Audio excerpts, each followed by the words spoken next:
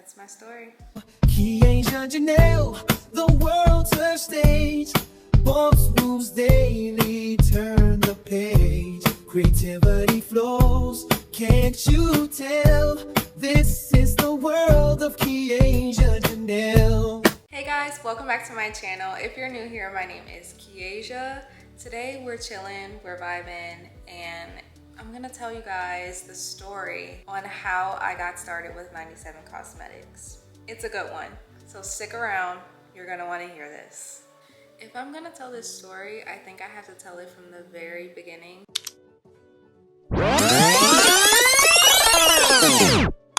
Although I launched 9inetySeven last year, it really began in 2018. September 23rd, 2018 to be exact. So September 23rd, 2018, I decided to launch my very first business, Gloss Cosmetics. I was really passionate about the makeup industry. I was always fascinated by it. I was always intrigued by it. I was that girl spending hundreds of dollars at Sephora and Ulta and all of that, and wondering, why am I blowing my money on all of this makeup and it's not even good quality? Like, I could understand if I was getting good quality stuff, but I wasn't. And I got to the point where I was like, I could do this. I could do this and I could do this better. So that's exactly what I did. I hated going to like Ulta and Sephora, buying a $15, $25 lip gloss. It's super sticky and the formula's not right, or it's so oily where it drips down your lip. Like, I could not stand it. And I was like, you know what? I've seen a few people start, their own lip gloss line, cosmetic line. I was like, why couldn't I? I could definitely do that. So boom, Gloss Cosmetics was born. I made my Instagram page that day. So I was 20 years old at the time, about to turn 21, and I didn't have much money. I was working at I don't even remember where I was working at the time, but I didn't have much money. So I took all my product photos myself. I was really trying to do everything on my own. So the more and more I started posting and getting my brand name out there, I started gaining traction on Instagram. I gained a few followers.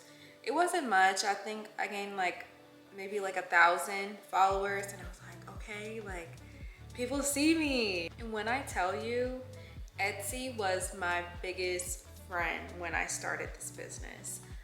I was on Etsy trying to improve and upgrade my product packaging, because this was my packaging before and this was it after I upgraded it.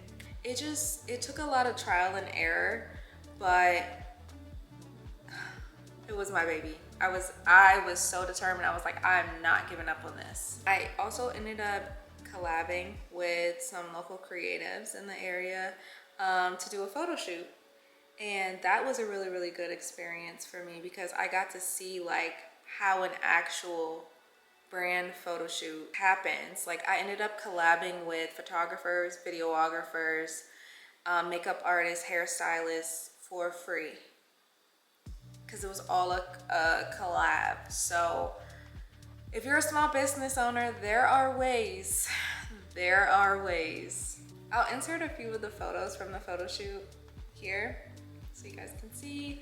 It turned out really nice. So fast forward, I ended up getting product photography done for my website, because I was just like, these product photos that I'm trying to do at home are not cutting it. I got my product photography done by these girls on Instagram. They're sisters, I believe, and I will insert their page information here. I'm pretty sure they still do product photography and all of that. I haven't worked with them in a while, but they were amazing. Eventually I started investing more in my company. Still not seeing a return. Where I went wrong was constantly looking to make new products and put out new products and stuff when I didn't even get a return off of the products that I already had. So then I just had an abundance of products and they weren't selling. the way I wanted to. Like, of course I was getting orders here and there, but it was never like what you guys see on Instagram and TikTok, where these small business owners have hundreds and hundreds of orders coming in. It wasn't like that for me. I may have had like a good week where I got 5 or 6 orders at the most, and then the next week nothing, and then the next week nothing, and then the next week nothing. So that is what I battle with starting this business. I started getting more comfortable being the face of my own brand. And I really used myself to market my brand because I didn't have money to pay influencers and things like that. And it was before I knew anything about business credit. And by the way, I started this business with my own money. No business funding. So there was that. I used myself to be the face of the brand because I didn't have money to pay people. And that's what I did for the entire duration, pretty much. I did have PR girls where I sent PR packages to. So I started growing more on Instagram, and I was like, you know what? TikTok is becoming a thing. Let me hop on over to TikTok. I decided to make a TikTok account for Gloss, and that is where I started to notice things were going to take off from there. So my followers started to slowly increase, like every single day, off of a viral video I had posted. And I was like, this was before like TikTok allowed you to run ads and things like that for small businesses. So I like hopped onto TikTok when it was like in its prime, and everybody was on it. Small business owners were getting on there, and I was like, you know what? I have something here. And I was still trying to, you know, post on Instagram, do both, which sometimes is hard to focus on 2 social media platforms, but I was doing it. I ended up growing that account to 42,000 followers right before I was like, bye-bye Gloss. I was really happy about the sales that I had coming in. It still wasn't consistent at the time. So I ended up celebrating my 23rd birthday. It was in Virginia Beach, I will never forget. And my husband, well, my boyfriend at the time, ended up getting me a cake. And it had a big 2-3 on it, and it had, you know, all my Gloss cosmetics and stuff. I could have cried. Like, I was working so hard at that business for 2 years, not seeing the results that I thought I was gonna see, but I was still really passionate about it at the time. But this is also the time in my life where I started second guessing myself.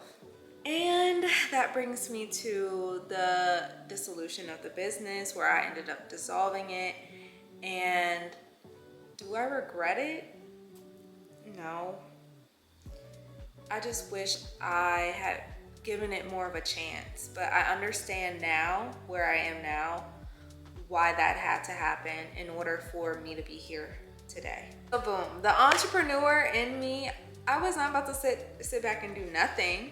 Your girl started a picnic business, and she was damn good at it. I was getting bookings left and right. And till this very day, I still think about, like, if it wasn't so much work, I probably still would have been doing it because I was making so much money from it. Like, people were really booking. It was just me. I didn't have no team of people. It was a lot of stuff. Like, those parks have hills. People wanted the picnic set up in the most craziest places. Like, and it's just me with this wagon rolling around trying to set up. It was a lot. But I made some money from it, and I had fun doing it while it lasted. But then I was like, I was getting a lot of bookings, and sometimes, I'm not gonna lie, there were times where I didn't feel like going to set up the picnic, so I canceled. I know that's bad, but I did. I want you guys to see like how pretty the picnics were. They were so pretty. But there were times where I was just like, is this for me? Because these people are booking, and you know, gaining traction, but why don't I feel like getting up to go do it? It's because it was a lot of work. Not saying not all businesses were a lot of work, but that was a lot of manual labor. That big ass market. So boom, fast forward, I decided picnics weren't for me. So I decided to start a party rental company. But that's not even like, there were businesses in between that I haven't even mentioned because I don't think they're worth mentioning, but I'm gonna just go ahead and let y'all know. After the picnic business, I wanna say there was my accessories line called Orange Zebra that I wanted to start. The clothing line, that is initially where I got 9inetySeven from because I wanted to name my clothing line 9inetySeven. I had got samples made. I want to say it cost me about over $5,000 to get the samples made. Y'all, your girl was everywhere. She was everywhere, okay? From Orange Zebra to 9inetySeven with an N and not a 9.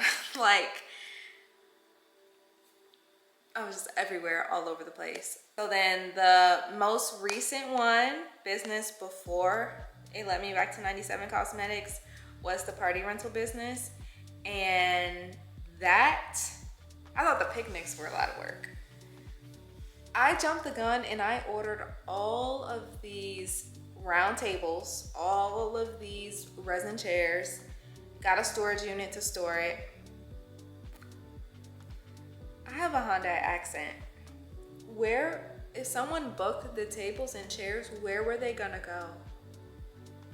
How was I gonna get them there?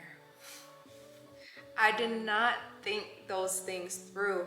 So like I said, I'm a person that acts on an idea right away instead of thinking about it first. And that was my biggest downfall for every single business I started. Every single one.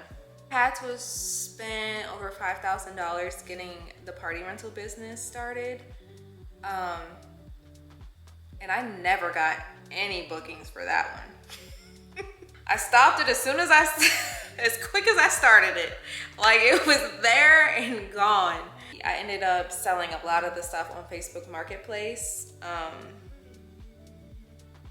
That one was like the biggest haha moment as a business, as like my business journey has gone on throughout the years. Like, that was the moment where I was just like, Keisha, please stop playing. With that being said, that's kind of like the background story. And all of those businesses led me back to 9inetySeven Cosmetics. I literally went in a full circle. It took me to try out all these other business ideas for me to come back to the cosmetics industry, and I realized that's where I belong the whole time. I say that because the passion never left. It was more of like self-doubt and things like that, and not being motivated enough to continue on where I left off. So yeah, it brought me back to cosmetics because that was the plan all along. I just didn't know it. I ended up launching 9inetySeven Cosmetics February 19th, 2024, and it was just like a feeling of relief, like finally I'm back where I belong. Like, I'm glad I tried out all those different avenues, but this was the one that I knew I should have stuck with because it was the one I had the most passion for. Being a small business owner has a lot of benefits, but it also has a lot of downfalls, I guess. There's been times where I've been like, is this for me? Am I supposed to be doing this? But ever since I started 9inetySeven, those thoughts have not crossed my mind. I know it's starting off slow and it's gonna be that way, but I'm ready for the ride and I'm not giving up this time, okay? I invested too much. I put in too much, my blood, sweat, and tears. I love this brand. I know it's gonna be something, and I just can't wait for the world to see everything that I see, all my dedication and hard work that I put into it. I want to go ahead and show you guys some of the old gloss makeup that I still have, because remember I told you guys I had a ton of products. Like, I just kept getting products made. This was the It's a Party in Miami palette. Oh, I just have so many of these. I should do a giveaway, giving away the old gloss stuff. This is what my lip gloss tubes look like. They're so cute.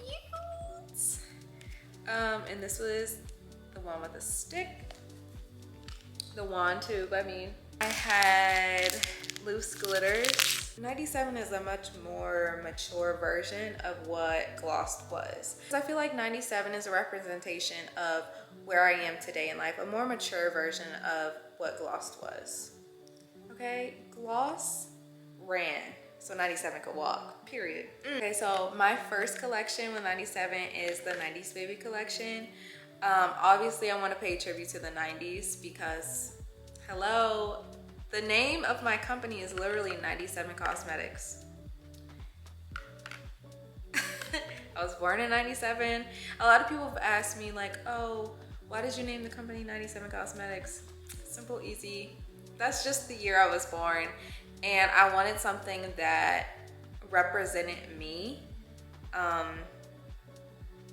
So there was that. And then you guys remember I had the clothing line that was also 9inetySeven. And I was just always obsessed with that name. I was like, that's a really good name for a brand in general. I loved it. This is, these are 2 lip kits that are in the 90s Baby collection. This one is DaBomb.com. This one is Foxy Brown. I am currently wearing DaBomb.com on my lips. Eyeshadow palette. Like, the colors are magnifico. I have all 5 glosses that are in the 90s Baby collection. They're so pretty. This is Fat. This is Fanny Pack. This is Fly Gal. This is the clear, sparkly, shimmery. I love it. This is As If. Then this is My Boo. I know this video is kind of quick, but my biggest advice that I could give someone starting a business or wanting to start a business, don't give up. Because I feel like I gave up too soon and I didn't have enough faith in myself. But knowing what I know now and have tried all these different business ventures and avenues, stick to your gut, always stick to your instincts, and just don't give up. So I do currently have a goal of 10 sales this month for January 2025, but I've only made 2 sales so far, but that's okay. I'm not gonna get discouraged and I'm not gonna give up. I'm gonna keep posting and hopefully I make those other 8 sales this month. So it's just all about consistency and putting yourself out there. And if you don't put yourself out there, nobody will know who you are. Nobody will see your brand. So you just gotta do you. Thank you guys so much for watching this video. I love you so much. Comment below if you have a brand. I wanna know, I wanna follow you guys. I wanna see your business journeys. So yeah. Thank you for watching, and I'll see you in my next video. Bye! Mwah. So subscribe, tune in, and come along. Keisha Janelle, where you belong. Energy unmatched, she's breaking the spell. Welcome to the world of Keisha Janelle.